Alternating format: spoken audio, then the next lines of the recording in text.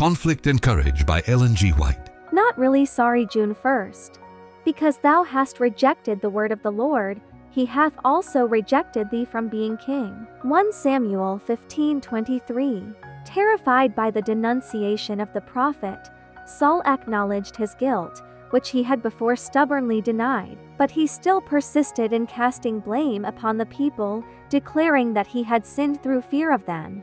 It was not sorrow for sin, but fear of its penalty, that actuated the king of Israel. It was his chief anxiety to maintain his authority and retain the allegiance of the people.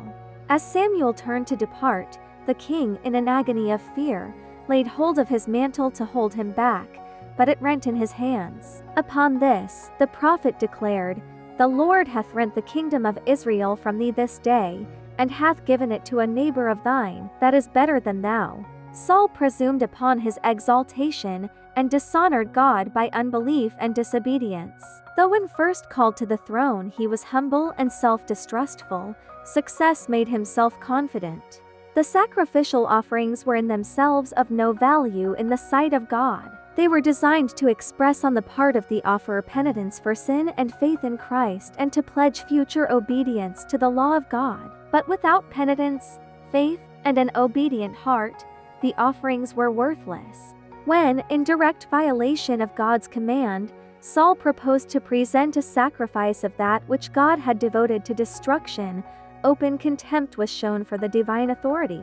The service would have been an insult to heaven. Yet with the sin of Saul and its result before us, how many are pursuing a similar course? While they refuse to believe and obey some requirement of the Lord, they persevere in offering up to God their formal services of religion. There is no response of the Spirit of God to such service. No matter how zealous men may be in their observance of religious ceremonies, the Lord cannot accept them if they persist in willful violation of one of his commands.